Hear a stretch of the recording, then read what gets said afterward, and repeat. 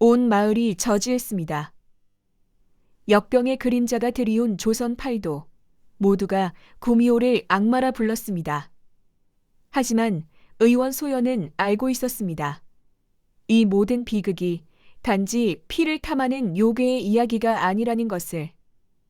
소연은 밤마다 흐느끼는 구미호의 눈빛에서 깊은 슬픔을 보았습니다. 오늘의 이야기 시작합니다. 조선 팔도에 말 못할 괴질이 돌기 시작한 것은 어느 겨울의 끝자락이었다. 처음에는 그저 흔한 감기련이 여겼던 마을 사람들은 며칠이 지나지 않아 시름시름 앓다 차가운 주검으로 변하는 이웃들을 보며 혼비백산했다. 특히 산세 깊숙이 자리 잡은 한 외딴 마을은 역병의 중심이 되어 폐허처럼 변해갔다. 우물가에는 물동이를 든 사람이 없고 장터에는 흥정소리 대신 앓는 소리만 가득했다. 사람들은 밤마다 마을 어귀를 배회하는 구미호의 그림자를 보았고 그 짐승이 병을 퍼뜨린다며 공포에 떨었다. 아이들은 어미의 치마폭에 매달려 구미호가 왔다며 울부짖었고 어른들은 낡은 부적을 움켜쥐고 밤을 지새웠다. 마을의 유일한 의원이었던 젊은 여인 소연은 지친 몸으로 병든 이들을 돌봤다. 그녀의 손길이 닿지 않은 집이 없었으나 끓인 약재들도 침을 놓는 정성도 죽어가는 목숨들을 붙잡아 두기에는 역부족이었다. 그녀는 날마다 사그라지는 생명의 불씨 앞에서 무력감에 젖었지만 원인을 알 수 없는 병 앞에서 결코 포기할 수 없었다. 소연 의원, 어찌된 일인지 기침만 하던 아가 손발이 차갑게 식어가오. 구미호의 저주가 틀림없소. 기운이 쇠한 것입니다. 제가 약을 다려 가져가겠습니다. 소연은 밤이 깊도록 약재를 다리고 환자들을 찾아다녔다. 그녀는 문득 밤마다 마을 외곽을 맴도는 그림자를 보았다. 거대한 짐승의 형상, 희미하게 빛나는 눈. 그것은 사람들의 입에 오르내리는 구미호였다. 그러나 구미호에게서 느껴지는 것은 사악한 기운보다는 알 수 없는 슬픔이었다. 마치 어둠 속에 홀로 버려진 아이처럼 몸을 웅크린 채 고통스러운 듯 낮은 신음소리를 내는 것을 소연은 여러 번 보았다. 구미호가 지나간 자리에는 풀들이 시들었고 흙은 앙상하게 메말라 있었다. 마을 사람들은 그것을 저주의 흔적이라 수군거렸다. 어느 날 소연은 역병의 원인을 찾기 위해 마을의 낡은 서고를 뒤졌다. 먼지로 가득한 서고 한편에서 그녀는 한 권의 빛바랜 문헌을 발견했다. 종이의 질감이 세월의 무게를 말해주었고 희미한 글씨는 오래된 이야기를 담고 있었다. 문헌은 수백 년 전 마을의 권력자들이 불로장생을 위해 금지된 주술을 행했다는 기록을 품고 있었다.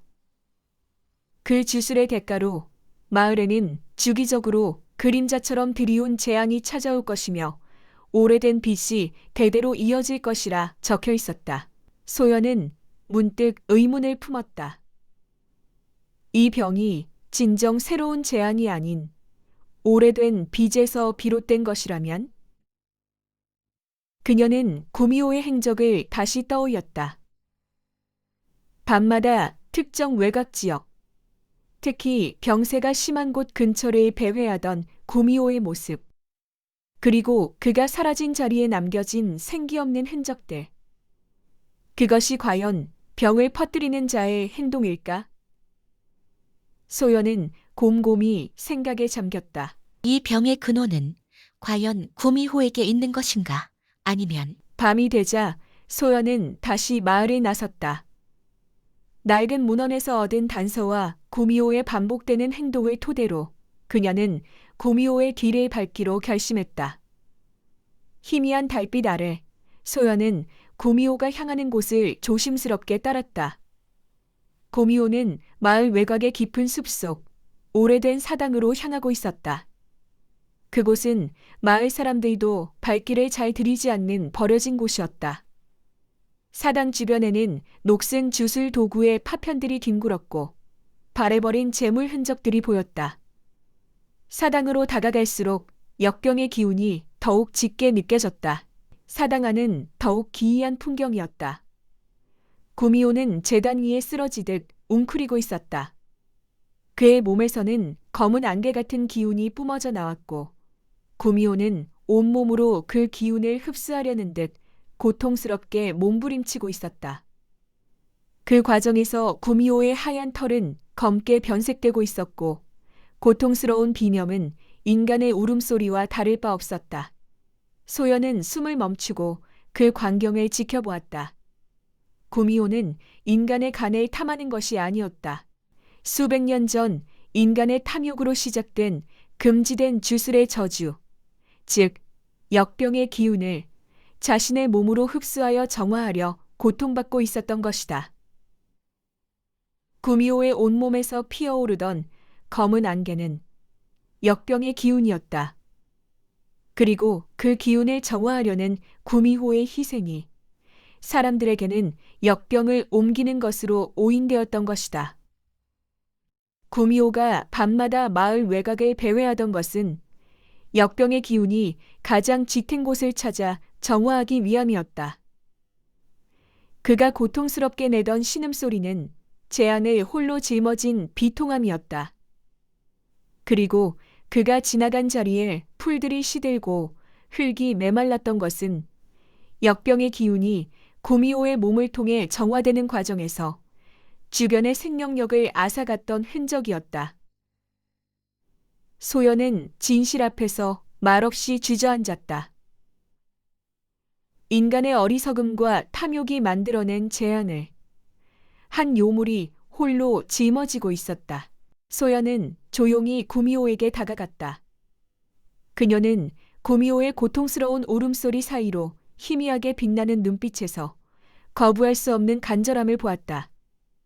소연은 자신이 할 수 있는 모든 의술을 동원하여 구미호를 도왔다. 그녀는 약초를 다려 역병의 기운을 완화시키고 구미호의 고통을 덜어주려 애썼다.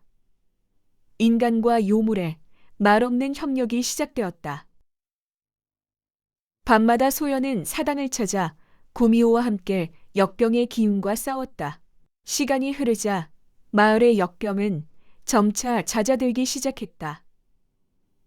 기침하던 아이들이 웃음꽃을 피우고 알아눕던 어른들이 다시 들판으로 나섰다. 희망의 기운이 패어갔던 마을을 감쌌다. 사람들은 구미호가 사라지자 역병이 물러간 것이라 믿으며 안도했다. 그러나 구미호는 더 이상 인간의 모습으로 돌아갈 수 없었다. 역병의 모든 기운을 자신의 몸으로 받아들인 채 본래의 형체마저 잃고 홀연히 사라진 것이었다.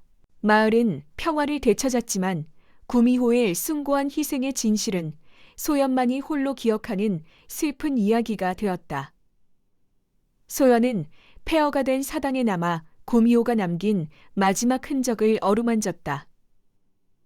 바닥에 희미하게 남은 검은 자국, 그리고 작은 돌멩이 하나.